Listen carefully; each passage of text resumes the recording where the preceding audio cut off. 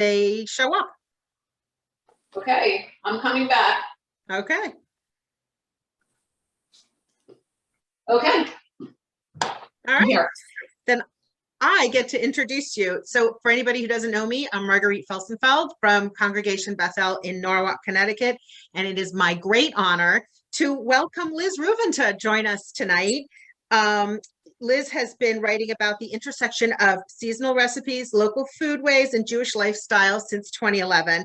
She is passionate about supporting small farms, food creatives, and tending to her vegetable garden and her grandkids. Many of you know her from her blog, Kosher Like Me. She is one of our local faves, and it is our pleasure to have you join us to teach us tonight. Thank you so much. It's so great to be here. I mean, it feels, even though I'm in my own kitchen and I could be speaking to you if you were in San Francisco, I do feel like I'm in my neighborhood, and I know a few people who are, well, I can't see their faces, but I know a few congregants from your community. So I'm really, really happy to be here. So as Marguerite said, my name is Liz Rueven. My blog is Kosher Like Me. I have about 20,000 followers now across all platforms. It feels incredible, but social media is really hard work, and I've been climbing that uphill battle and learning along the way for almost 12 years. So here we are. My very favorite subject, and really the subject of the blog, is about how to integrate and how to commit to seasonal local foods while merging them with our Jewish lifestyle. Now, I say Jewish lifestyle, but it is a kosher lifestyle. My home is kosher, and we honor the rules outside of the house by eating fish and veg. It's the way my grandparents did, and that works for us. So I'm a very proud and active member of the Westport Farmers Market. For those of you who are local, who are available during the week, I hope that you have visited us. I really learned that by wanting to eat locally and seasonally, it means going to a market, any market really, but certainly an outdoor market, without a grocery list. And I don't feel the inspiration that way when I go to Trader Joe's or Whole Foods, but when I go to an outdoor market, whether it's Union Square or there's a market in New Canaan, Stamford, Westport, certainly my hometown market, unless I'm making a big Shabbat dinner or a holiday dinner, if I have the time, I'll just walk around and see what's going on. And if strawberries look like they're just coming in, I have the ability to say to that vendor, that farmer, so when are your strawberries going to hit peak? When are we going to see the prices come down and an abundance? And then I know that that's the week I should make strawberry shortcake. So without further ado, I'll talk to you about this menu and Pesach. Pesach has always been one of my favorite holidays. I was born during the second Seder. My parents, I grew up in White Plains, New York, and somehow my mother was hosting the second Seder. Being about to give birth, she had a 2-year-old. My sister was 2 at the time, and she left the dining room table and she went upstairs to call her doctor. And when the doctor called back, my grandmother picked up the phone in the kitchen and my mother picked up the phone in the bedroom upstairs. And he said, well, you know you're in labor, so you better get in the car. So my parents left the Seder that they were hosting, and the rest of the family stayed and finished the Seder. But it's just always been my favorite holiday because it was always made special for me. I almost always had a birthday that fell on Pesach. As we all know, the dates move around, but it never felt anything less than exciting for me. My grandfather's birthday and my sister's birthday, 2 first cousins, and my favorite aunt are all in 1 week between April 10th and April 15th. Yes, that's it. So it's always a big celebration for us. So today we're going to start by focusing on spring vegetables. When I grew up, asparagus were always on our Pesach menu, but I never knew why. Well, the reason why is because asparagus are among the earliest spring veggies to pop. Asparagus do grow in Connecticut. I've seen them growing here. asparagus are slow to grow. They don't mature until they're about 3 years old. Once they mature, they come up every year and can be harvested for 20 years if it's a healthy plant.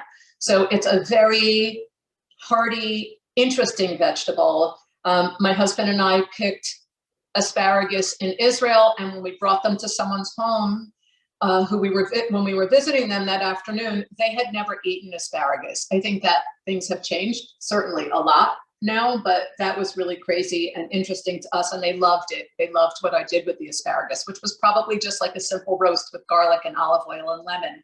You know, asparagus don't need much. This is one of my favorite dishes because it's a creamy vegan asparagus soup. It is dairy-free, super easy to make. One pot. I'm sorry, I'm going to turn my back to you numerous times, but this isn't, it's not a TV camera, so I can't help it. So I'm just going to start cooking, and I'm going to tell you what I'm doing along the way. These asparagus I purchased at Trader Joe's. I bought 2 pounds of asparagus, and I just wanted to show you that the best and easiest way to trim, if you're making a salad, you might want to peel them, but if you're doing a soup or you're roasting them, the best way to start preparing them is to simply bend them where they snap. And that makes them super easy to go through. I don't want to move too close to my sink because I don't want to lose you, but I put them in my hand, like in a bunch, and I just start snapping by holding all of them. And as we say, that's kind of a chick-chop way to do it. I have a bunch and I'm simply snapping them. If they start to bend and you don't, can you hear the snap? And you don't get a good snap, it means forget that sheath. I learned that asparagus are called sheaths. These are sheaths, not stalks, not stems. Oh, sorry, those are my leeks. We're gonna get to that. Okay. So we're going to rinse the asparagus. And while I'm rinsing the asparagus, I'm going to just give them a little bit of time in there. I'm going to rough chop an onion. We're starting with 1 red onion. And the other great thing about this soup is that you can rough chop everything. Rough chop is exactly what it sounds like. There's no need to be fine or equal in your dicing. You don't need to dice. You just need to do a quick chop. See how fast that was? It's like nothing. And the reason that it's just a rough chop is because in the end, every part of this soup is going into the blender. And I can do a commercial. I could do a commercial. I would love to for Vitamix blenders. But the only thing I can tell you is that you can use an immersion blender at the very end of this recipe. I've done it like that. In fact, I did it like that when I first wrote this recipe. But if you need to buy a blender, the Vitamix blender is really worth the money. And there are different levels of expenditure on the Vitamix. I think their mid-level is about $250. Whatever. The Vitamix is a power horse. You can get super smooth things out of it. And of course, it goes in the dishwasher, which makes it really great. So if you're doing garlic one day, but a smoothie the next day, you're fine. You're not going to have any residual smells. Okay. So as always, in almost everything we make, the onion goes in first, then the garlic. And while that's simmering in there, or just giving it 3 to 5 minutes, I mean, when you go to read these recipes, I might be doing this a little bit faster than the recipe calls for, because I want to get through this recipe and throw it onto my porch so that it cools enough for me to handle, so I can show you how great it is blended. So I'm taking the asparagus. I gave them a rinse. The tips of asparagus do hold dirt, so I'm doing this trick. Big bowl in the sink, literally swishing it around, and then giving them a good rinse at the end. Again, It's a rough chop. Sometimes people say to me, what's your favorite tool in the kitchen? And I say, well, you know, it's like my children, I can't really choose, but I do love a really sharp knife, a really sharp chef's knife. And I do get my knives sharpened probably every 6 weeks. You can do it at home. Also, it's just, it makes a big difference. And as most of you know, if you use a very sharp knife, you won't get cut as frequently as a dull knife, because if you use a dull knife, we're going to do a little lemon in this later, but if you use a dull knife on something like this, the dull knife might not slice through it, it might slip off of it, and if it slips off of it, that's how you get cut. So get good knives if you can. One good knife, I think, is all you need. This is a good chef's knife, and keep them sharp. Okay. The olive oil, the onions, the garlic, the asparagus are all in the pot, one pot. Now, for vegans, for vegetarians, for kosher keepers, for gluten-free lovers, this is a magical soup that becomes even more magical because of the cauliflower.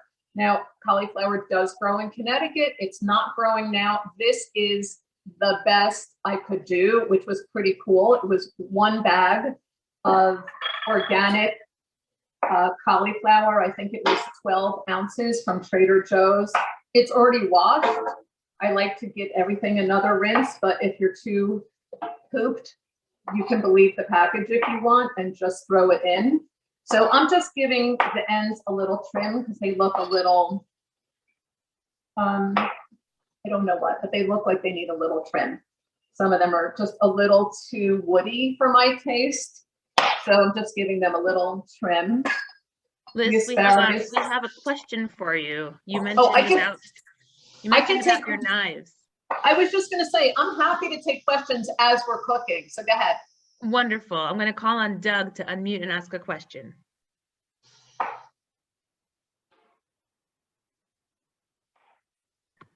Hi, it's Sharon. So where do you go to get your knives your knives sharpened? Oh yeah, great question. You can bring them to Williams-Sonoma, but I think that they take them, they don't do it immediately. I don't think they do it on site. You can call them, but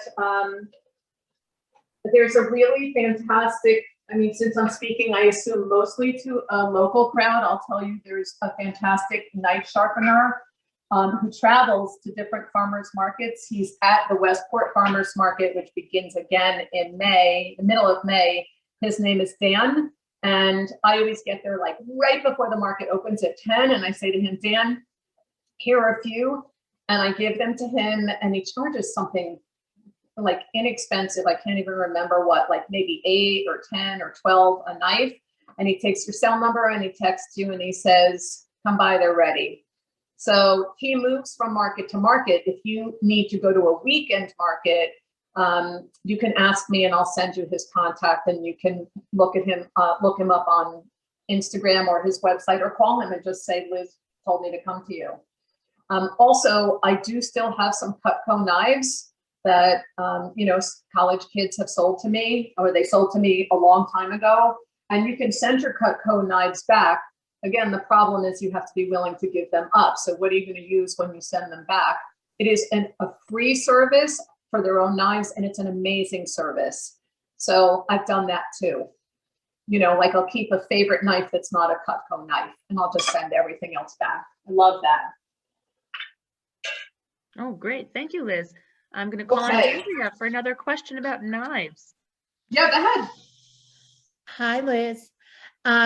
If you bought one good knife, which one would you recommend? Well, do you mean brand? Yeah, which brand? Okay, I'm going to say that, I'm going to tell you in 1 minute. I just want to let you know, just so you can stay with me on this. I'm going to now add the broth. We are 3/4 of the way done with this recipe. The broth, the vegetable broth, I'm using, as you can see, a carton of organic kosher vegetable broth. It calls for 6 cups. Generally on even soups, I don't really follow the recipe so carefully, but on this recipe, I ask you to follow the the call for the liquid, because this really has a direct impact when you go to blend it. So I'm going to pour this and answer your question at the same time. This is 6 cups of vegetable broth. You know, I used to read this all the time, and then I really understood it when I went to buy a knife recently. You have to go, if you can, even if it's to Williams-Sonoma, because they have, you know, the good knives, or if you go to a higher end knife store, and they can get terribly expensive. So I don't know that that's necessary for, you know, home cooks. You have to go and you have to put the knife in your hand. And if you can't take that and cut something on a cutting board in the store, like an onion or a carrot, you shouldn't buy the knife, because every knife has a different weight and a different balance. You may find that you like Wusthof and that they feel good in your hand, but you could buy a Wusthof paring knife, you know, which is a small one with a straight blade, but then find that their chef's knife is too heavy for you. This knife, my knife sharpener sold to me. It's by a company called Lamso. I had never heard of it. It's heavy, but I like a hefty knife, and because I'm very strong up top. But for a lot of women, this knife is too heavy.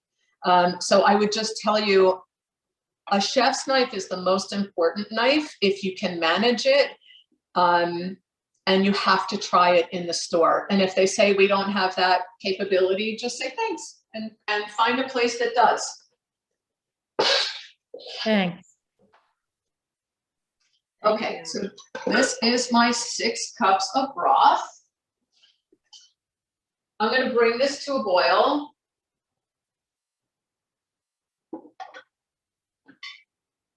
I don't know if you guys use Alexa for your timer, but I love Alexa because she allows me to not be that nice to her, and it's also hands-free. So I'm going to put on an Alexa timer. Just want to, so the recipe calls for 20 minutes. I'm going to do about 10 minutes just to get this going. Alexa, set a timer for 10 minutes. 10 minutes, starting now. You don't even have to be polite to her. It's pretty amazing. Love that. Anyway, are there other questions before I go on to the herb part of this program? There are. There's one more knife question from Susie Fishman, who's going to unmute now. Susie. And then we'll call on Debbie Goldberg to ask her question, not about knives. Susie Fishman, hi. Hi, Liz. I'm so happy to be in your class today. And I also found out that we're both second Seder babies. So soul sisters at heart.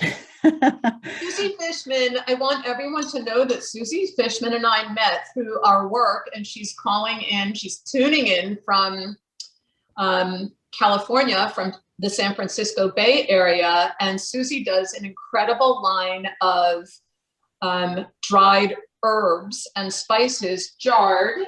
They're called, wait, I'm going to show you. They're called Meet My Needs, and she spells it. I know Susie didn't ask for a commercial, but I'm going to give the plug, okay? They're called, the brand is called Meet My Needs, K-N-E-A-D-S. Everything that Susie labels and gives name to is pithy and really fun. For example, this one is a spice blend that's warm spices for baking. It's called Bubby's Bakery. But the thing, other than her spices, that are so amazing is that Susie donates 100% of her proceeds to support, to combat student hunger on American university campuses. So I've written about her. You can find her on Instagram and her website, Meet My Needs, or you can look up the post that I wrote about her. But hi, Susie. Thank you so much for that. That's really sweet. I have a question for you about knives. And so if you take your knife to get sharpened by any old knife sharpener, do you have to re-kosher your knives when they, like, how do you manage keeping knives kosher? You know, to tell you the truth, I bring everything home and I run them under very hot soapy water, because I would do that if anyone were touching my knives. And that's what I do. I'm not, you know, I think we have, do we have a rabbi on the call? I just don't know how people manage that in different situations. Maybe someone else is stricter than I am. Does someone have an answer to that? Well, I'll tell you, I have not sent out my knives to be sharpened. My mom is on here. She's probably the frimmest person on here when it comes to kitchen things, and she's laughing. You say she's laughing? She is. I can see her laughing. Mom, what would you do? You have to unmute.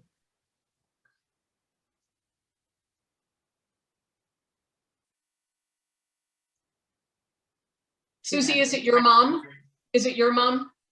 No, it's my mom. No, The it's rabbi's mom. Oh, the rabbi's mom. I'm the rabbi's mom. So Okay. What do you where do? we live, there are actually kosher knife sharpener people here. Where do you live? So Teaneck, New Jersey. Sure. Oh, that makes Yeah. sense. Lucky Yeah. you. But what would you do if you were sending your knives out or having someone handle your knives? He doesn't handle, my knife sharpener doesn't have any food near where he's doing his knives. What would you do? I'm just curious. Well, I actually would learn to do it myself. Yeah. That's the option. Yep. Yeah. Because it's not the food so much that would be on the sharpener but it creates heat. The going back and forth creates heat. Yeah. And that's where your issue comes in. Okay. Very helpful. Thank you. Mhm. Thank you so much. And Susie, for everyone, we could do post show notes. That's Susie Fishman at Meet My Needs, KNEADS. So moving on to this recipe, because I just want to make sure it's very cold here in Connecticut tonight. Alexa, what's the temperature? Right now, it's 52 degrees Fahrenheit. Okay, it's not that cold. It's only 52, but I'm going to get this soup out to my porch as soon as we finish. So I just want to move through this recipe with you. So for herbs and spices for this soup, it calls for 4 tablespoons of dill. I could not find dill, so just know that you will find it closer to the Chag and you will use dill. It calls for 1 teaspoon of thyme and 2 tablespoons of fresh parsley. I have washed my parsley. I've stemmed it very, very roughly. It's like a rough chop, just sort of barely paying attention to the stems. It's all going to go into that Vitamix blender. So I really don't care if there's stems in there. The stems are full of iron and flavor. So I'm going to chop these and put them aside because I'm going to stir these into the soup when it comes off the stove. So they're not going to cook anymore, but they're going to relax and they're going to maintain much more flavor than if I were simmering the herbs along with the soup. You guys know that, right? Like when you make chicken soup, well, I'll tell you what I do. When I make chicken soup, I have my dill and my other herbs and things in the soup. I use what's called a soup sock. I tie it up so that I can pull stuff out. And at the very end, when I take the soup off the fire, I put in more dill, fresh dill, or I serve it with dill, but I want that freshness. Okay, so I have thyme, I have parsley, I have that put aside. While the soup is cooking, I'll do this really quickly. This is lemon cut with a dirty knife. Lemon and asparagus are best friends. Whenever I roast asparagus, I always season them with lemon. It just goes beautifully together. So I'm just going to squeeze this, and at the end, after I blend it, I'm going to season it with some lemon and some salt and pepper, because this soup you can make 2 to 3 days in advance, and you can also freeze it. So one thing I wanted to tell you is you really don't want to, you want to blend it and taste it, but you don't want to fixate on a lack of salt, a lack of lemon, or a lack of black pepper if you like it, because as it relaxes and sits in your fridge or your freezer, it's going to develop taste. So, under season, and then season it when you're heating it up to serve. So, okay, this is good. This is cooking. And what I'm going to do is move on to the next recipe. And before I do, does anyone have any questions? There is one more question from Debbie Goldberg. Excellent. Hi. One more time, Debbie. Hi, sorry, I unmuted and unmuted again. Well, you talk about birthdays and your birthday. I have a daughter who has an April 19th birthday. Well, Nice. invariably, either it's, you know, the first Seder or during the Pesach and whatever. There have been years I was able to actually, Grunberger's in New York made this wonderful birthday cake. Yeah. But they don't do it anymore. And of course, when she was really little, the little cupcakes, even in the package, I was able to do that. But she always somehow feels cheated, you know, Yes. because, oh, you can't go out to eat with your friends and whatever. She turned 21 on Pesach and et cetera, et cetera. So I thought maybe you had some ideas for those wonderful Pesach birthday people. Oh, well, if you're buying a commercial cake, you have to go to where the rabbi's mother is. You know, you have to go to Right. Teaneck Come and or see 'em. Manhattan. Right. I think in Connecticut, we have By the Way Bakery in Greenwich, and I don't remember if they turn over for Pesach. I just don't remember. I just tend to make my own cakes for Pesach. I don't find them hard to make, but she's going to be drinking a certain vodka. That's what she's going to be There you doing go. when she turns Okay. 21. I don't know. I would just bake, or I once did a post called leave the Pesach baking to the experts. I'm not sure how many of those businesses are still in business because of the pandemic, but it can give you a foundation for research, or you could just Google it. Oh, okay. I mean, yeah, there's a regular sponge cake, but then you need to kind of ice it Yeah, you and need all that. Yeah, you need to dress that up. Okay, If so there are any other ideas, just share. any other Pesach cake ideas for a birthday?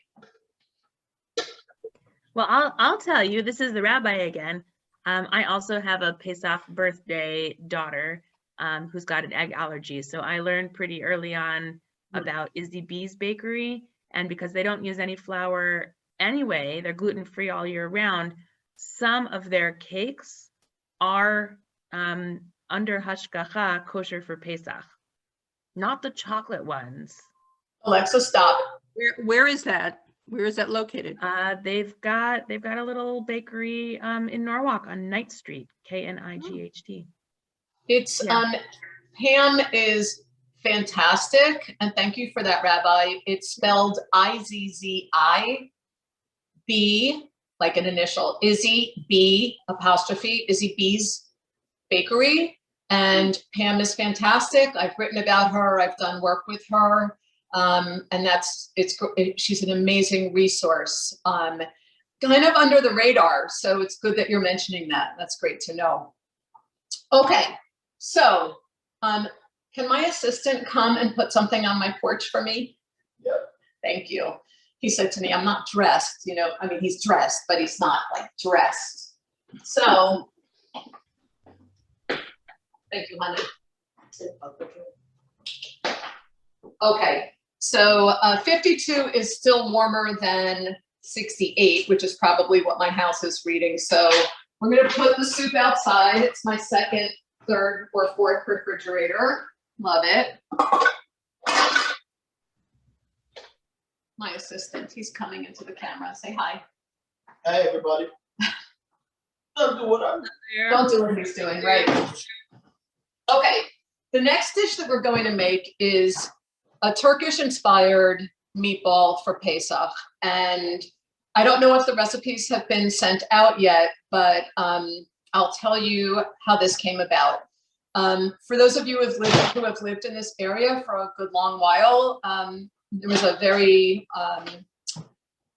very interesting and vibrant event planner in the area called Moshe Ayalon.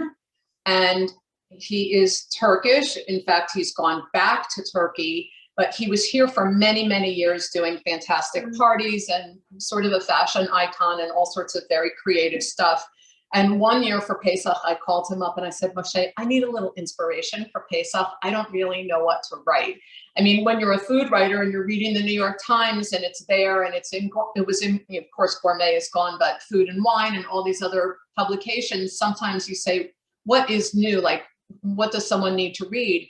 And he said, I was about to make a recipe that my grandmother made, and she made these delicious Turkish meatballs with leeks. Why don't you come over and we'll cook together?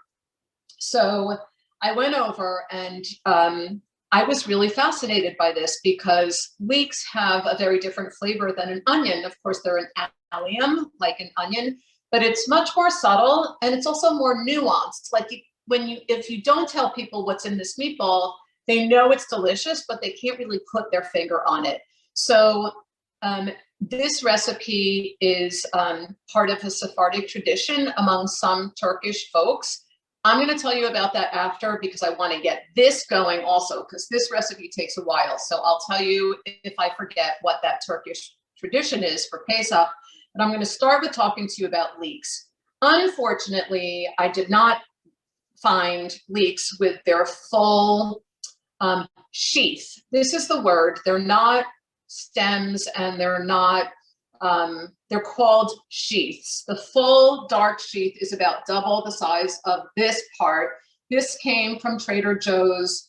It almost looks a little sterile because it's missing that part. What I do with that part is I cut it off, I put it aside, I use what I want to use, and then I go back to it.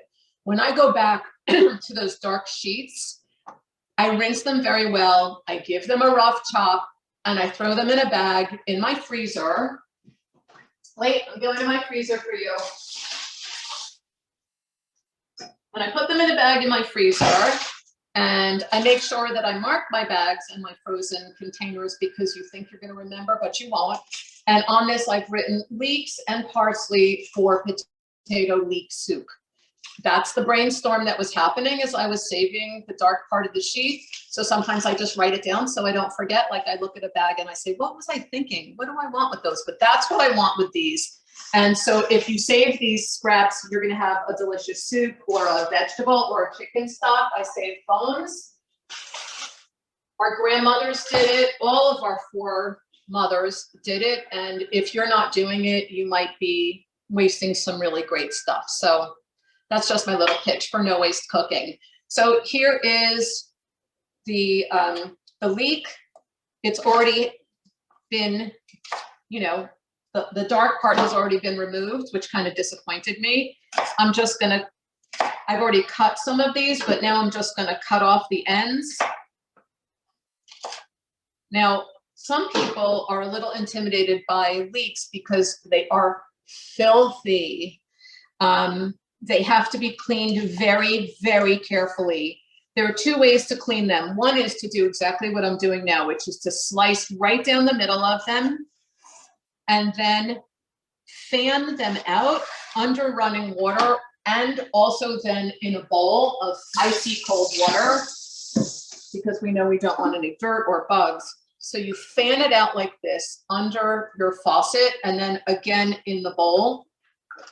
And that's how I clean my leeks. But the other way, sorry, I know I'm out of your viewfinder here, but the other way, I can do this on my counter, not on my sink. The other way to do it is to actually cut them in half, slice them into slices, and then work them through a colander. And then you're cleaning the sliced pieces already. And that's okay too. Some people might prefer that. It might be a little bit more thorough. These were so clean. I've never seen leeks this clean, so I'm really not worried about it. Just something very obvious when you're cleaning vegetables. I always tell my teens when I work with them this, take out what you're cleaning and dump the water, right? Make sure that you're not dumping the water over another bowl, because then you're dumping the dirty water over whatever you intend to cook. So you know that. Okay, so this is not really a rough chop. This is a slice. It doesn't have to be super fine, because what we're going to do with this, which I had never done, never done this in my Ashkenazic lifetime, is we're going to steam these leek slices, and we're going to steam them until they cook. They're going to relax and become soft. So it's not a fine slice, but it's You know, some of them are a little bigger than others. It doesn't matter that much, but it's not a rough chop. It's a slice. You put them into the pot. This is 9 or 10 sheets of leeks. So that's a lot. I mean, this pot is half full of leeks, okay? And you cover that amount with water, just barely cover, or I should say just enough to cover. And then you're going to cook these leeks. You're not steaming them, you're actually cooking them. Okay. I'm turning my stove on high, covering this, letting that go. Okay, so what's going to happen here is when those are cooked, which is probably about, the recipe says 15 minutes, let's call it 10 minutes for our purposes. When they're tender, I'm gonna drain the water. I'm gonna cool them enough so I can handle them. And then I'm going to really squeeze the water out of them. When I squeeze the water out of them, because I'm gonna use all of these leeks in the meatball mix, I'm gonna save the liquid that I've strained, and I'm gonna show you why.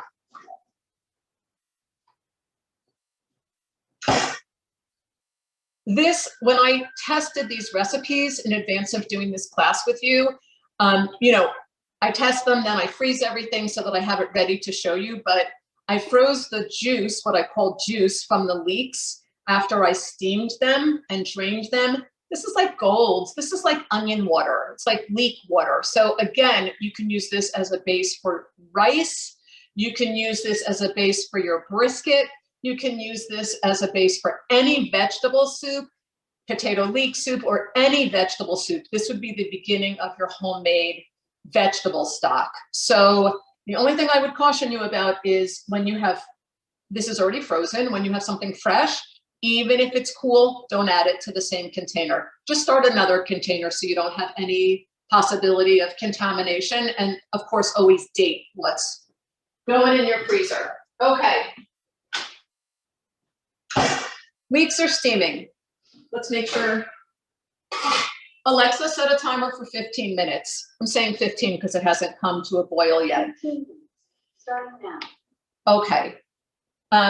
In Turkish and in almost all Sephardic cooking, the herbs are not just used for seasoning, which of course they are, but they're also used as a vegetable. So I have 1 cup parsley and I've stemmed it, and I've been more careful with the way I stemmed it than I was with the last recipe, which is going to get blended. So here I've stemmed it and I'm going to chop it, and I want a fine chop because this is going to go into the meatball mix. So along with matzah meal and other things that you're going to see shortly. So Liz, Susie wants to ask you another question. Sure, Susie. Oh, sure. I was thinking, would it be good to add leeks to the asparagus soup, or that might not taste good? What do you think?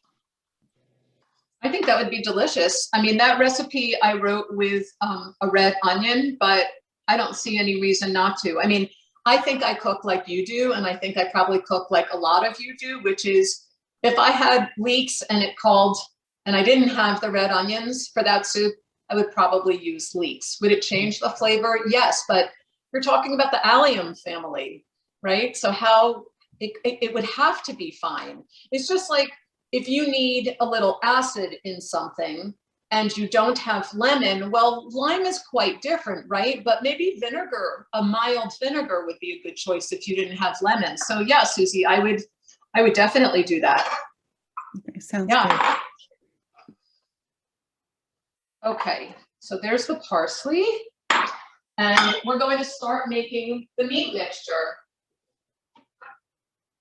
I forgot to take the meat out of the fridge. I like my meat to be not so icy cold, but alas, it is, and that's okay.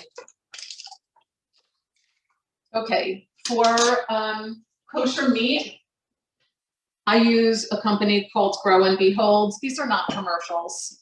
I'm just sharing with you my resources because, you know, if I use people, I usually wind up being very fond of them. I use Grow and Behold. It's a young couple named Anna and Naf Hanow. I met them through my work at Chazon, and they were farmer interns there, and they became interested in butchery, and Naf got his shchita.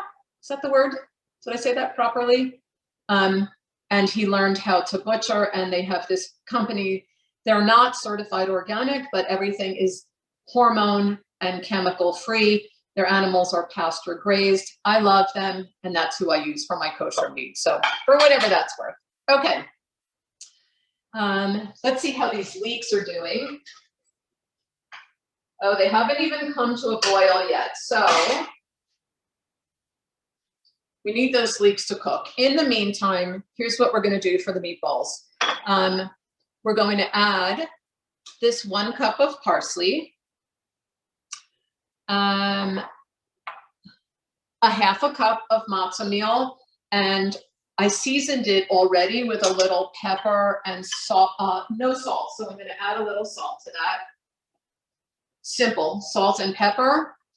And for this recipe, we're using 2 eggs in the meatball mix and 1 egg before we fry the meatballs. And someone had sent me a note saying, can I do this in an air fryer? And my answer is, I don't know. I haven't gotten on the air fryer bandwagon yet. Anyone else love their air fryer? Has anyone made something like meatballs in their air fryer yet?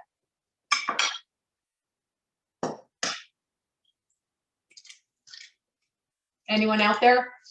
I don't know. Anyone here have an air fryer? Tell us about it, Ellen. You can unmute. We use it for salmon.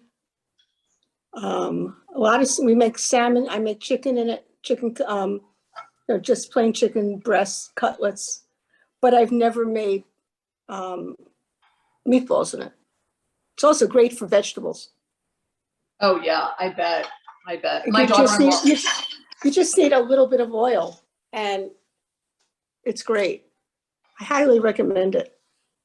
I think I'm going to get one. I think it's a very cool thing, and I've heard enough people swear by them, so I think I'm. And you don't have to get anything really fancy. I mean, we bought ours at Costco for $50. It's just bare bones, and it works for 2 people.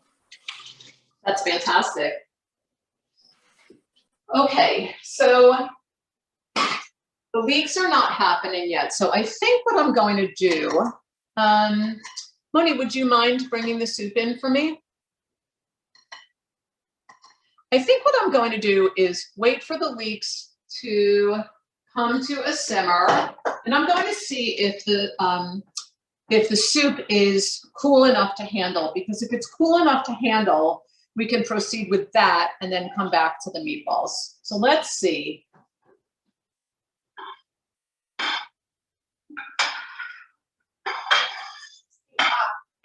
Very, very hot. Oh, no, it's cooler outside.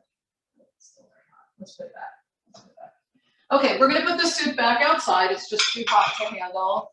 The Vitamix can handle, I don't know up to what temperature, but I don't want to handle a hot soup and then, risk a burn. So, okay, so what we can do is talk about the 3rd dish, which I'm not demoing, but which I wanted to speak to you about. And that is... It's Marguerite. Can I ask a quick question about the soup? Oh yeah, don't make it quick because now I'm waiting for my lead. So but now's a great time to ask my question. Is the does the onion overpower the flavor of the asparagus, or no, because it's a purple onion, so it's not as strong? I mean, the onion has been sautéed and then it's been cooked with the asparagus. There's also garlic in there. it all comes together and is actually quite mellow. In fact, I have, well, I wish you could taste it, but I can show you because I froze this so that you could all see it. The soup is so creamy and delicious. I wanted to show you the texture. We can go to that first. This is the soup I made as I was testing the recipe before this class. So it is just, it looks like pea soup. It's like pea green, but it's really, really creamy. Can you see how creamy that is? It's super creamy. And I have served this in cups with a saucer. I've served it in a bowl like this one. And then you can top it with fresh herbs, or here I did a quick roast of some almonds, you know, in a dry pan. Does everyone know how to do that? Because it's such a great and easy technique. Anyone need to know how to do that? Go ahead and fill us in. Tell us. I'm going to go ahead and tell you. In a dry pan, non-stick or otherwise, toss your nuts in. I do it with all nuts. You do this before baking also often. Walnuts, slivered almonds, pistachio, and what happens is it brings out the oil in the nut and it brings the flavor to the fore. So it also makes them prettier because you're giving them a little bronzing. So today I wanted to show you this soup just with some nuts on top. If you want a little texture, if you want a little herb, add some leaves. And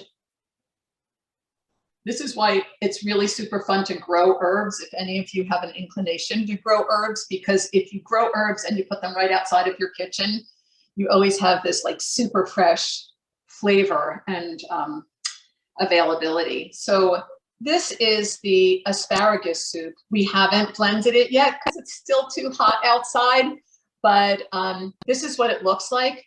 I do want to tell you that as in my effort to make green holidays, what I've done is I've almost completely reduced my use of paper. You do see a paper napkin here. I made a paper towel. I use that under my cutting boards, but the truth of the matter is I use these disposable, reusable towels instead. It's just that it's a little schmutzy, like schmutz-a-dick. So I didn't want to do it on camera, but for the holidays, I even go with green napkins. I use my little appetizer plates and forks. Really no more plastic, no more. I used to do paper plates for appetizers and for desserts. And then everything in between was beautiful china. I don't do any of that paper anymore. It's just as easy to wash it. So if you can green up your holidays by using seasonal and local food, and also try to reduce all that paper usage, it would be a really great thing. So I just wanted to tell you. Yeah. Liz, when you I don't even know what you call it, brown your assorted nuts, how long do you leave them there? And do you need to keep stirring them? It's a great question. What you do, oh, my leeks are boiling, yay. Hold on. When you do that and you don't put any oil in the pan because the oil comes out of the nut, you cannot walk away. You cannot answer the phone. You cannot go to the bathroom. You cannot like check anything at the door. It happens really quickly. They brown very quickly. It could be 30 seconds. It depends on, you usually put the flame on medium, but it depends on how much control you have on your stove. And, you know, do that cool chef's trick, which is like, whoop, whoop. You do that a couple of times, or you take a spatula and move them around a couple of times. Could be 30 seconds, could be a minute.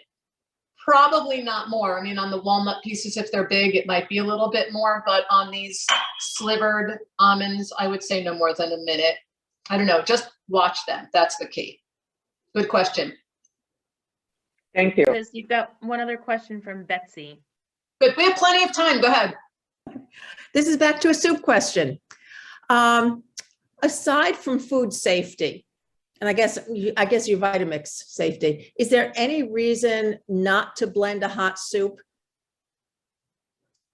Does the texture change? Does anything else happen if you're blending a hot soup as opposed to something room temperature? No, it's just dangerous. Mhm. It's just dangerous, you know. I mean, you saw Moni come back in with that soup, and it's just still steaming hot. I just don't want to have anything happen. I've had accidents in the kitchen. We can have a fun conversation about that another time. Like worst kitchen accidents. I had a terrible accident where something fell on my nose, believe it or not. No, I don't think there's another reason other than that. I think it's unsafe. Okay, thank you. Okay, it is interesting to know though, by the way, that the motor on the Vitamix is so powerful that it can bring a cold soup from your refrigerator almost to warm. Not warm enough that you'd want to eat it if you wanted a hot soup, but it will really take the chill out of it. So if you were able to do this, leave it outside overnight or put it in your refrigerator to chill, and then do it in your Vitamix, it would really take the chill out of it. It's a very powerful motor. So, other questions? Not now? I'm going to tell you that. Susie, yes, you mentioned before about using an immersion blender, and Susie was asking about that. Sure. Just generally about the immersion blender. Well, I was thinking, because I use it in hot soup, the immersion blender. Maybe I'm not supposed to, and I've just gotten lucky. But is that something you could use with the asparagus soup if you were really careful to blend very, very well? Would that? The first time I made this soup, I used an immersion blender. It was before I sprung from my Vitamix. Okay. And it did a great job. It did a great job. And I don't know, I bet, Susie, you probably do the same thing. You probably all do the same thing. When I use my immersion blender, I put the pot in the sink. So I'm reaching down into it. And, you could also do that with gloves on if you were, uncomfortable. But why not let it cool? Let it cool. It's kind of like, don't cook barefoot and don't cook with your sandals on. You have to have closed shoes on when you cook. It's really dangerous to not have closed shoes on. It's not just in professional kitchens. A knife can fall out of your hand also. So, okay, there's Alexa. Money, can you put my leeks outside for me, please? Okay, these leeks. Alexa, stop. These leeks are now going to go outside to cool, and you can, leave the soup out for a little bit longer. Okay. Thank you. So what I wanted to talk to you a little bit about is the miracle of quinoa and how incredible it is now that it's been approved as a kosher for Pesach product. So I don't know if everyone on this call feels comfortable with quinoa. I have a feeling that most of you do. I did buy this quinoa at Stop and Shop. I've never heard of the brand, but I tested it because I wanted to make sure that that if I showed it to you, that you would feel comfortable with it. I've never seen it. It's called Goldbaum's. It's kosher for Pesach. And it, in fact, oh, okay, well, whatever. It's distributed from New Jersey. But quinoa is an incredible thing because it's not a grain, it's a seed, as most of you know. And this seed is so hot. You can keep the door open if you don't mind, because I'm so hot. It's so high in protein, and it's so satisfying that feeling that we often have at Pesach, which is like, for some reason, this gnawing hunger, or the matzah belly, like the discomfort that we have. I have found that since I started eating quinoa, I eat quinoa all the time. But if you eat quinoa at Pesach, you might feel better and you might feel more satisfied. So in this packet of recipes that you will be getting, if you haven't yet, is a third recipe that I'm not going to demo for you because it's really kind of basic. And I call it a spring quinoa salad. And it's the kind of salad that I actually make every week, almost every week on a Sunday, and then I eat it all week long. I just keep it in my fridge. So when you make a quinoa salad, you just follow the recipe on the bag. It's very simple. I think it's 2-to-1, water to seeds. We can't call them grains because they're not. And then I have a variety of vegetables that you can integrate. I chop an onion, mince some ginger, I shred carrots. Oh, that's another favorite tool, the box grater. I love my box grater, old school, love it. I shred some carrots, I chop parsley, mint leaves, throw in some olive oil, season it with some lemon juice, salt and pepper. This recipe I did with raisins because I don't know why, I just felt like sweet. But if you do enough to keep in your refrigerator all week for Pesach, or at least through half of the week, I eat it in the morning with eggs over it. I do 2 fried eggs. I have it for lunch that way, and I put quinoa on a plate, a big mound of spinach or kale, and then a couple of eggs, leftover chicken, leftover meatballs, anything. I make this the foundation. And as you know, that salad begins to wane during the week, I might add things to it. So I might roast vegetables for dinner one night, broccoli or whatever, and chop it up and add it to the salad to keep it growing. It's a really powerful, super healthy, high protein dish. So yes. I hope that you'll consider that. You'll have that recipe in this packet. Okay, hold on one second. My assistant just walked away. I'm going to get the asparagus. Hang on. Can you bring me asparagus?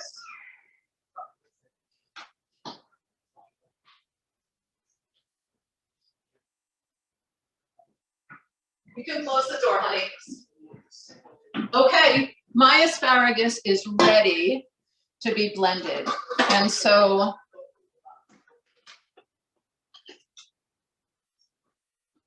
here's the Vitamix.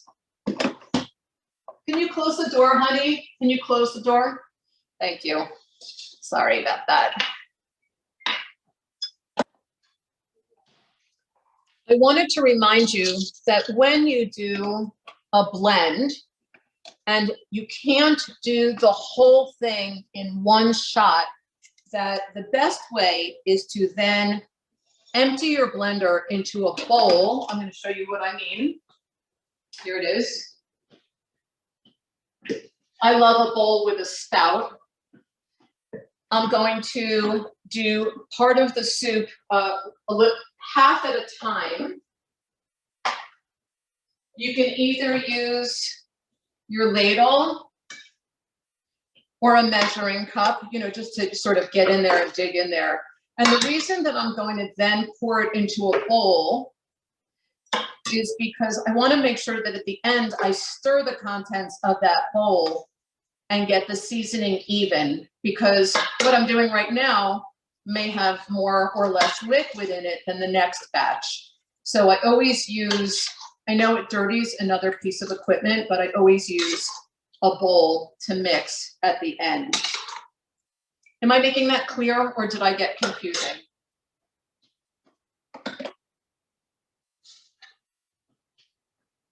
I hope that was clear. Okay, can you see the steam? With you. Did I make that clear, what I just said? Yeah.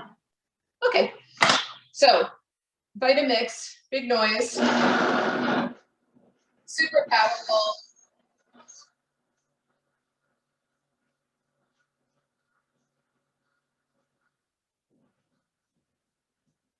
Okay, I just remembered that I forgot to put the spices, the herbs, into the, let me just see. Yeah, I forgot to put it in the soup. So I'm gonna put it in now because it's just going to, all of these raw herbs are just gonna relax in the hot liquid anyway. So it doesn't really matter. It's actually probably gonna be better.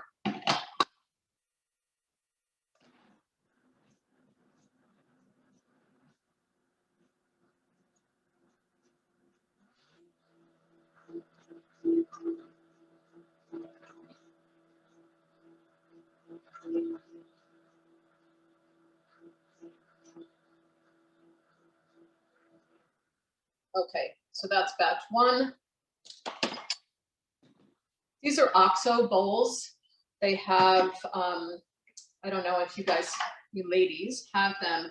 They have the rubber handle, they have the whole rubber bottom, and they have a spout, which means that not only am I able to pour from my blender into a bowl that's not going to slip, but when this is ready to be packaged into containers or jars in my refrigerator, I can simply pour it from that bowl. So that's why if you don't have bowls with spouts, you might want to consider it. It makes everything so easy. Okay, I don't think I'm going to continue blending this in front of you because I don't think you're really learning anything from this. The only thing I want you to remember is that if you're doing a second blend, pour it into the bowl, give this a good stir, taste it, season it, and then don't over season it. You know, don't season it too vigorously, because if you freeze it or refrigerate it, it'll develop in flavor anyway. So you don't need to watch me blend it. Great. There is lemon for that seasoning also. So in the end, when I put those together, I'm going to season it with some lemon. Okay, so we have the meatballs that are going to happen next. I'm just going to clear off my counter a little bit while those leeks continue to cool. And I'm wondering if there are any questions while I'm getting this organized and waiting for my leeks to cool. Any questions? Yeah, it's Marguerite. I have another question. You put things outside to cool. Do you ever cool things in the refrigerator, or is that just a bad idea? Do I ever cool in a refrigerator? Yes. It's very dangerous. I'm sorry to say it. It's very dangerous. The minute you put something hot in your refrigerator, you're elevating the temperature of your refrigerator. So it's actually, I'm not a food scientist. I'm not a bacteriologist. Is that a word? But you're better off giving stuff time to cool on your counters, or definitely outside if you live in a cool climate and it's winter, or even now it's 52 degrees out. Because if you put something hot in that refrigerator, all of your dairy and anything else that needs refrigeration is now being elevated by the heat that you've introduced. Your refrigerator is going to work really hard to bring it back to cool, but you've already affected your dairy and milk and other sensitive things. So no, I never do, never. I give it, I mean, even in the summer, well, I use air conditioning because I'm always so hot, but I would give it an hour or two on my counter. And also another thing that I learned that's super helpful is I would take a pot. This is a small pot, I know, but a big pot, like a soup pot, and I would fill my sink with icy cold water, and I would throw in a ton of ice cubes, and I would put the pot in the sink with very, very cold water to try to force that to cool faster. And as soon as that water starts to heat up, I'll change that water. I mean, we all have ice makers. It's not costing anything really if you have enough ice. I have done that many times to just put it in the pot in an ice bath in my sink. If your sink is big enough, that's a really efficient way to get things going, cooling down more quickly. Thank you. Okay. So here we are. Any other questions? Yeah, I have a question. I'm so glad because my leeks are not cool yet. Hi, can you hear me? Yeah. Oh, hi. Oh, this is great. I'm not a cook, but I'm learning so much. So if I make the soup and I want to freeze it, so I let it cool, right? Mm-hmm. How do you freeze it? In those plastic containers that what's the best way to freeze a soup so it doesn't get that ice on top? Or how would you freeze this soup once it's cool? Yeah. I really feel like I want to wean myself off of plastic. Yeah. I really do. I don't freeze in glass. I know that some glass is hardy enough to be frozen in, but for now I'm still freezing in plastic. And sometimes I use these incredible reusable bags that you can buy that can be stored flat in your freezer, and that's pretty amazing, but not for a big quantity of soup. For a big quantity of soup, I'm still using the same containers that you are, and this is, who makes this, you know, Tupperware or whatever, KitchenAid. I'm still using this. And I mean, the trick really is when you put your liquid in here, try to get the air out of it. It's the air trapped on top of that. The ice, yeah. That's creating ice. Or give it a little room to expand, you know, give it like a quarter or a half an inch room to expand, because things do expand and contract, as you know, when they freeze into frost. You could put a piece of plastic wrap over it, right on the surface of the soup. I don't do any of that, and I don't seem to have a problem. I don't know why. Okay, thank you. Thank you very much. Yeah. Okay, so we have this meat, and I'm gonna mix it with the leeks, which have been steamed, and I'm going to go and see if they're cool enough for me to handle. So talk amongst yourselves. I'll be right back.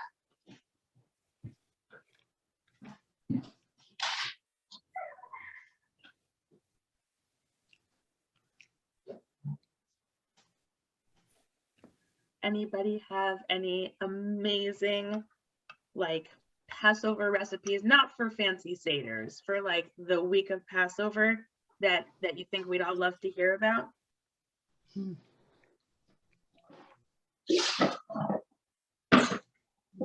Okay, I'm just finding, oh, here's my strainer. Okay, I am back. Do you guys have favorite strainers? Am I the only one? I think I have a fixation on strainers and colanders because I have a lot of them. I seem to like different strainers and colanders for different things. I don't know why, but okay. Here's the bowl. Here's the pot with the leeks, which were literally boiled. Seems crazy, right? Colander over my bowl with a spout. This is cool enough. And I'm going to strain these.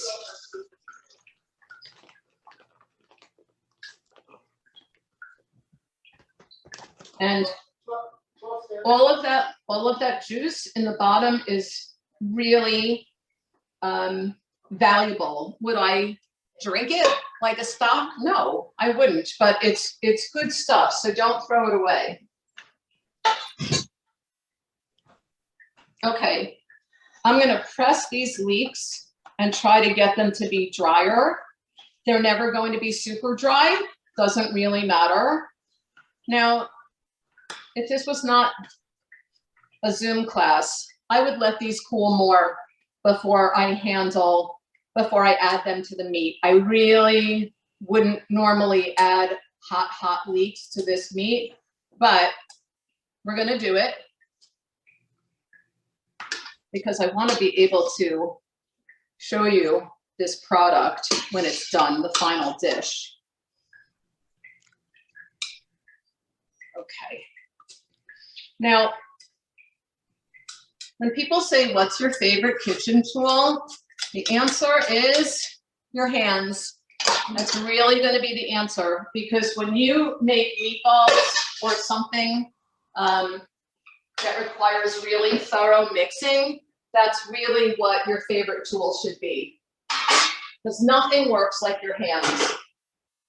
Before I mix it, I'm going to heat up my cast iron pan, and we can talk about cast iron pans once I get this going. But I just wanted to say that once, a long time ago, a friend of mine gave me a cast iron pan as a thank you gift for something I did, and it was the best gift I ever got. That said, I will tell you that it sat on my stove with the tags on it for about 4 months. I was so nervous. All I had ever read about, excuse me, I'm going to wash my hands after doing that. All I had ever read about was seasoning the cast iron pan, and I was always so nervous. I just couldn't really imagine how I was going to handle it. but if you can get comfortable with the cast iron pan, and I'll tell you what the best resources are for that. Look at this pan. It is the most amazing surface, and it's only like this because I take care of it, and taking care of it is virtually effortless. We could talk about that after we get the meatballs on the stove. But I just want to encourage you, if you're interested, to get a cast iron pan. This is the largest that they make, and the biggest question I had was, am I going to make it milchik or fleishik? And of course I made it fleishik. And then I bought a smaller one and made it dairy. So I love it because it conducts heat very, very evenly. And once it gets heated up, it stays very, very hot. So before I mix the meat, I'm going to take the last remaining egg, and we're going to do one of those mix and dip things that we often do before we fry things. I almost never fry anything, honestly, but this recipe requires frying. So in this bowl with the meat, I have, can you see? I think you can. I have leeks. I have parsley. That was a cup of chopped parsley, so it's a lot of parsley. It's really, as I said, it's an ingredient rather than just a seasoning. I'm mixing the meat. Two eggs are in here, and another egg is going to be for the, right before I fry it. And then this recipe calls for matzah cake.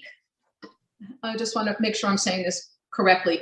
Matzah cake meal as a final coating. And so I had never done that before, but it gives it a beautiful little crust on the meatballs. I'm going to show you how that looks.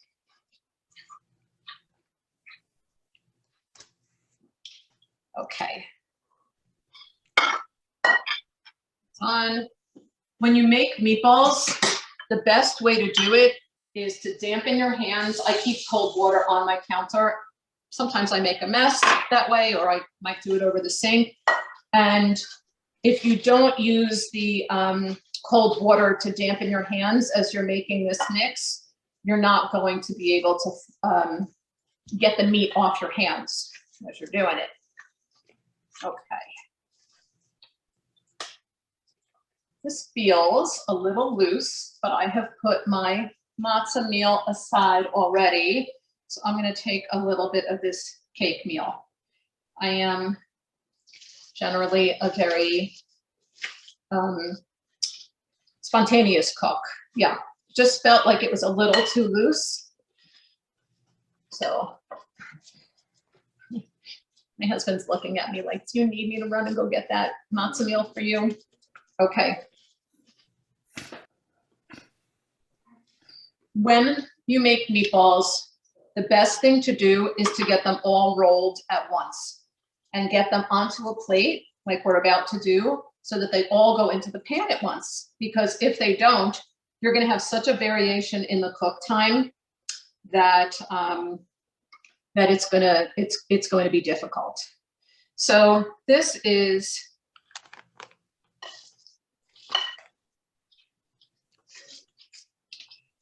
you know what I'm going to do? I don't have the matzah meal here, but I am going to crack another egg in here. This needs a little bit more binding. So the order here is going to be meat mix, cake meal, egg, and fry. So that's what we're going to do. I don't know how many of you know this rule about kosher, but it's a really brilliant rule in my opinion. Every time you use an egg, you crack it into its own bowl to make sure that there are no blood spots. If there are blood spots, it becomes unkosher. But it's also a great way to not contaminate everything with shells and other stuff that you might find in an egg. So as always, the rules of kosher make so much sense. Okay, as I'm rolling these and mixing it, let's talk about leeks and the Turkish Jews and how they used them. Leeks are among the earliest spring vegetables. They, as my friend Moshe told me, they would sit around the table and they would either each get a scallion sheath or a leek sheath, and they would pretend to smack each other or beat each other, for lack of another way to say it, as unfortunately the slave owners must have done with the Israelites. But the kids sort of smack each other with a leek sheath or with a scallion as they're singing Dayenu, to sort of illustrate that, you know, it was enough. It would have been enough, and it was enough. So that's a tradition, I think, particular to the Turkish Jews, or at least as it was told to me. Has anyone ever heard of that? No. Yes. You have? I haven't heard of leeks. I've heard of scallions in Sephardic families. Yeah, it's amazing, right? I had never heard of that. Anybody here do that with your family? It's the Moroccans do it. Moroccans. Definitely never happened in my family. We learned it from a friend whose seders were always outrageous. Not the same one. Who's saying that? I'm sorry, I wanted to hear that again. Say it again. Okay, my name is Betsy. We learned the tradition from a friend whose seders are always outrageous anyway. Mm-hmm. Smells so good. My husband just said it smells so good.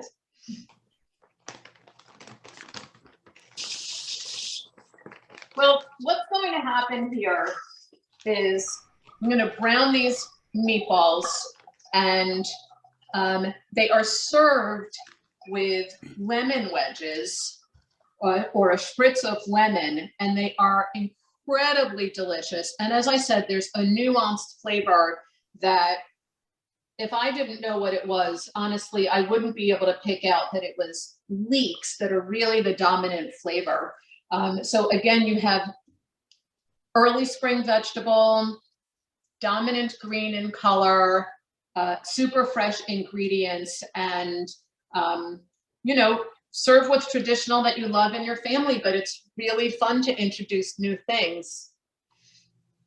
And I know I'm running a little over in time here, so I want to hear any questions you have, and then just know that I love cooking with you and I appreciate your invitation. Betsy again with another question. I'll just jump in. These are adorable. They look delicious. Where do you put them in the meal? Are these an appetizer? Are these an entree? And if they're an entree, what do you serve them with? Great question. Great question. I froze, excuse me, my last batch to bring to my daughter, because we'll be with her for either first or second night. We're not quite sure yet, believe it or not. I will make this an entree. And you can serve it. It would be incredibly delicious with a potato kugel. I don't know how many Sfardim are on the call. If you eat rice, they would be delicious with rice. Definitely, as I said, serve them with lemon. And I would serve them with roasted broccoli or cauliflower. And that's it. I mean, for Pesach, we don't really eat that differently. I don't make things like kugels and, you know, all of that, because frankly, we're watching our weight, we're watching our fat intake, even though we're frying meatballs, but this is a special treat. And, you know, I don't make that much of that. I just, you know, so you have meatballs and you could have roasted potatoes, beautiful roasted potatoes if you're not eating rice, and vegetables and a salad, and you're good. Make that quinoa. You can have it for breakfast with eggs. You can have it for lunch with lots of vegetables or over a plate of green, and you're good. So you're really eating whole foods. There's no reason at Pesach that you shouldn't be. Thank you. You're welcome. Hi, Liz. This is Danielle Ben David. I have a quick question for you. Hi, Danielle. How are you? It's good. So nice to see you cooking and see you on here.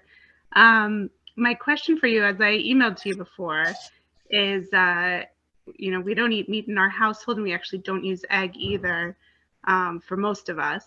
So I'm curious about trying this out with the Beyond Meat, and I was supposed to do that earlier this week, but I didn't get around to it. So I'm wondering if you have a recommendation for, how you're doing the egg wash on the outside to get it nice and browned. Do you have a recommendation for non-egg eaters?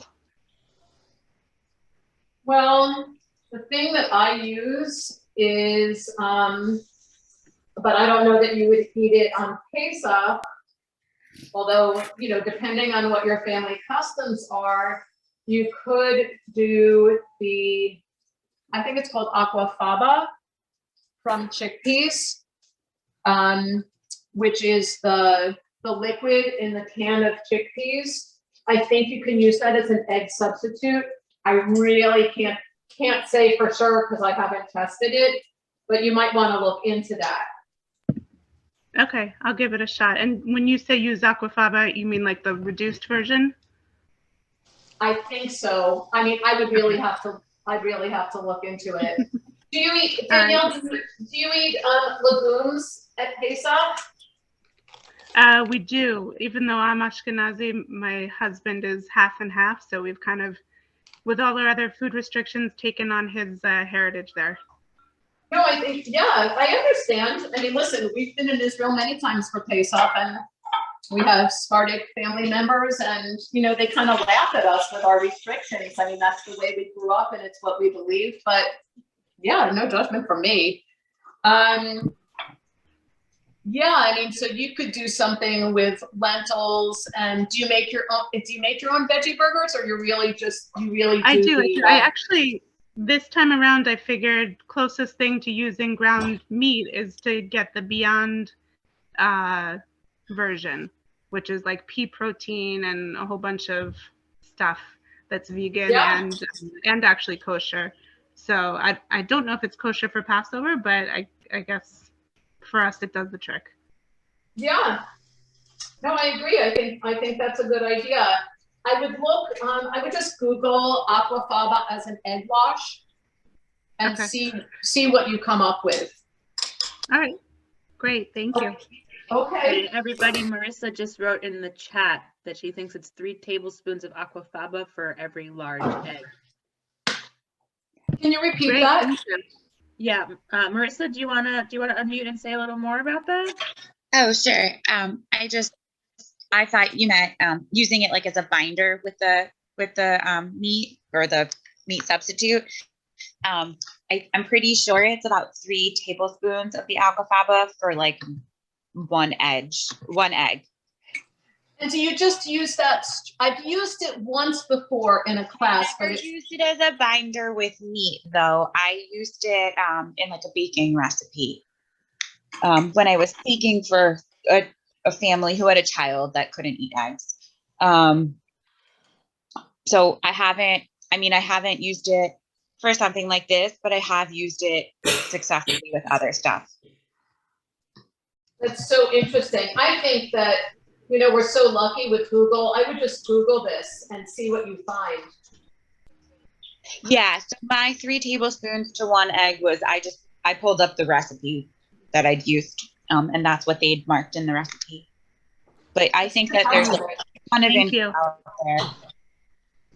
I think that's so interesting. I just wanted to mention, because I'm about to turn these meatballs, I'm going to paper towel line a plate. I'm going to put it next to my meatballs, but because you've coated these with the matzah cake meal and the egg, you don't want to turn these more than once. You know how sometimes you peek and you turn and then you turn again? Don't do that. Just do it once on each side. So make sure it's properly cooked. And I am about to flip these, but I can take more questions. I hear you.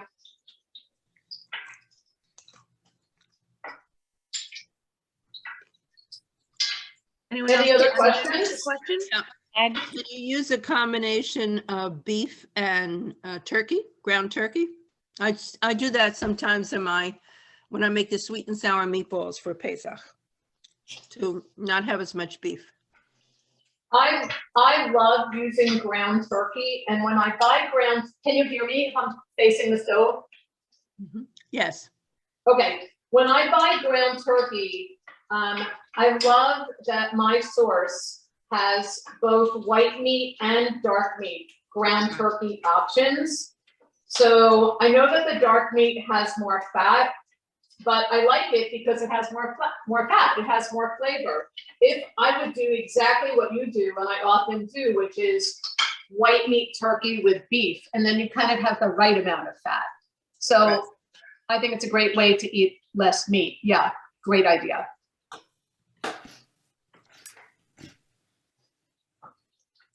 Yeah, Liz, I've got a question. This is Rabbi Pastine. I'm curious, other than like Seder fancy food, what are your go-to meals during the rest of the week of Passover? That's a great question. You definitely have fish at least once, if not twice. We'll grill salmon, or I could do something in the oven, or even in a pan, like a flash fry of a white fish rather than a salmon. I roast chicken. I'm really almost eating exactly what I'm eating normally, because, you know, normally we eat at least 2 vegetables a night. You know, we'll do a chopped salad, like an Israeli salad. We might do, as I said, potatoes. I don't do quesadilla pastas. I don't like them, but you certainly could do that. I would caution you to, you know, see what's in the aisle at your supermarket and kind of read the ingredients very carefully, because if it's too adulterated, you really don't need to do that for Pesach. What do you guys eat during the week? What kinds of things do you eat?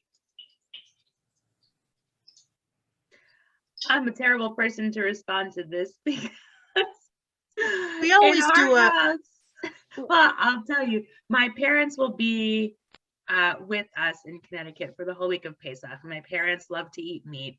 I don't love to eat meat. My kids don't really eat meat, and they also both have egg allergies. So and they're kids. So it's gonna be a rough week, and I have a feeling that we're all gonna be eating different things with a lot of yogurt for little people. But we always do a spinach and cheese lasagna. I do a zucchini casserole I do use Passover pancake mix. Yep. Yep. We'll do either hamburgers or hot dogs. We don't do them often, but I do make them during Passover I'll fry some potatoes or spice them well and cut them up small and roast them till they get crunchy. But I also tend to make a lot of the same things I make the rest of the year. Yeah.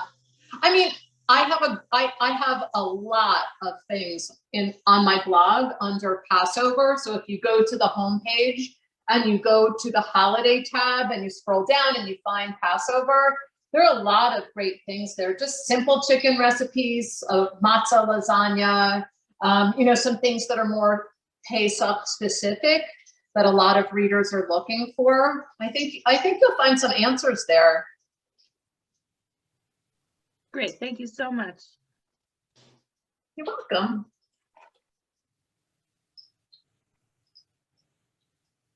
Liz, is that the kosherlikeme.com? Yes. Okay, thanks. Yeah. And I'm on Instagram too, for those of you, Danielle and I know that. Susie Fishman and I are friends there. We have a lot of communicating going on Instagram. Also with my friend Ronnie Fine. What's that? My friend Ronnie Fine is also part of probably the group that you're connecting with and communicating with. Yeah, we were talking about Ronnie in the beginning. It might have been before you came on. Okay, yes. Ronnie has tons of Passover things on her blog, tons. And every single thing that Ronnie does is fantastic. Yes. So she's another great resource. Yeah. Okay, so my second batch of meat is ready to go in. I can tell by the way it sounds and smells that those meatballs are done behind me. So I'm gonna slip them out of the pan. How many pounds of meat did you use? I just used 1 pound of meat. And I wrote on the recipe, I can never remember what it was. I said that it yields 20 to 22 golf-sized meatballs. Wow. These are really not golf size. These are a little bigger.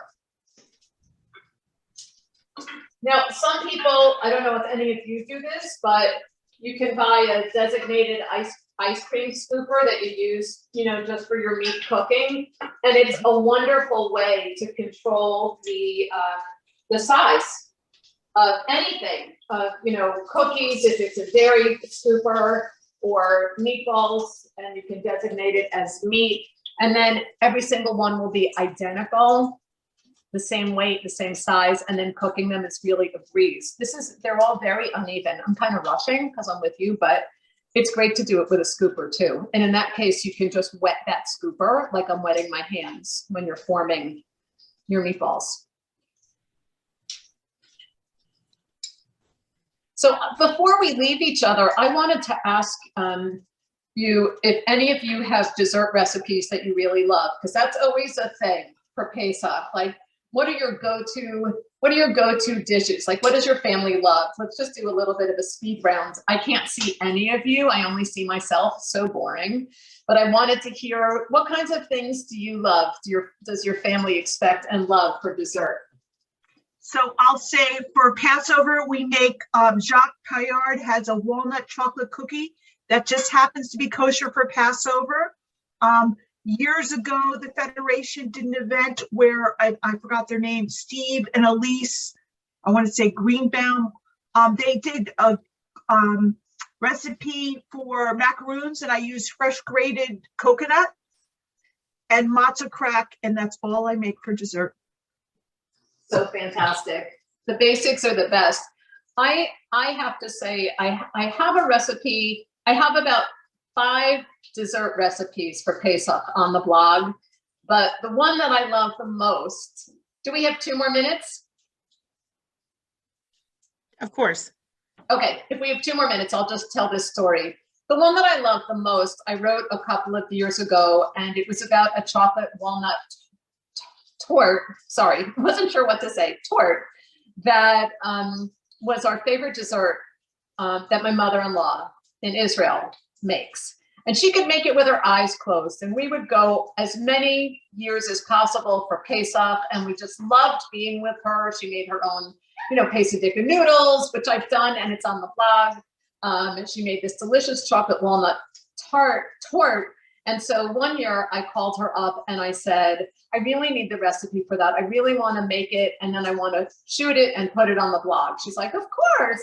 Now, of course, this is in Hebrew. So, hold on, I'm going to get these last meatballs out so I don't burn them. So she gives me the recipe, and the recipe, she was giving it to me really fast, and I was writing it really fast, but there were a lot of questions about the recipe. Like, she would say, separate the egg, and then she never mentioned the rest of the egg. Like, I was wondering, is the other part going to get folded in? Like, there were all these questions. So I wrote a blog post I think you guys will all enjoy, which was like, was this a way to sabotage the cake recipe so that in the end, only she could make this incredible cake that everyone loved so, so much? That wasn't her nature. She would never do that. She would really give me anything, and I love her. She still lives, thank God. I love her very much.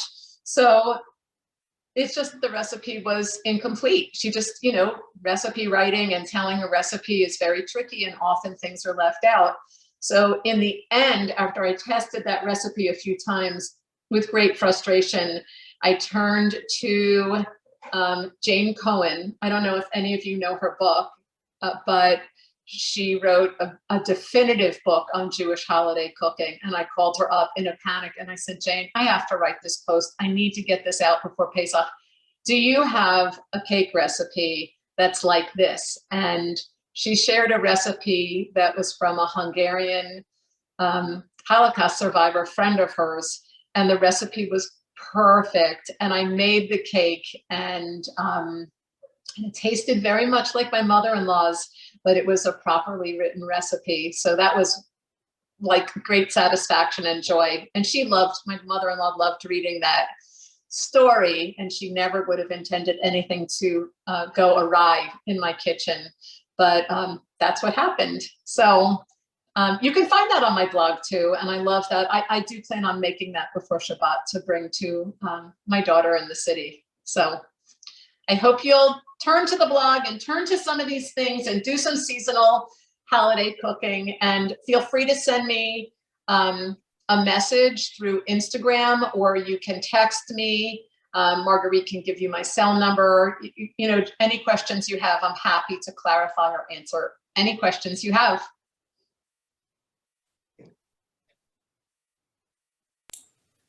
Thank you so much. Thank you. That was wonderful. Liz, thank you Incredible. so much. Wow. Thank you. This was great. Very It's my pleasure. And I wish you all a Chag Sameach. Have a great holiday. And if you need more ideas, just reach out to me and I'm happy to help you. Liz, thank you so much. This has been wonderful. I'm excited to try those meatballs. Those look really good. Oh, well, I should show you because, well, you know, they never look good after they're made, but if you spritz these with lemon and you eat them, I mean, they are really, truly delicious. How does that smell? Smells great. Smells good. Okay, I'm going to sign off. Have a great holiday. Thank you. We'll be in touch. Thank you. And thank you, everybody, for joining us. Good night, Bye. everybody. Thanks for having Chag me. Sameach, and see you next Wednesday night for the last of our series. With Leah Koenig will be joining us next Wednesday night. So we hope to see you all then.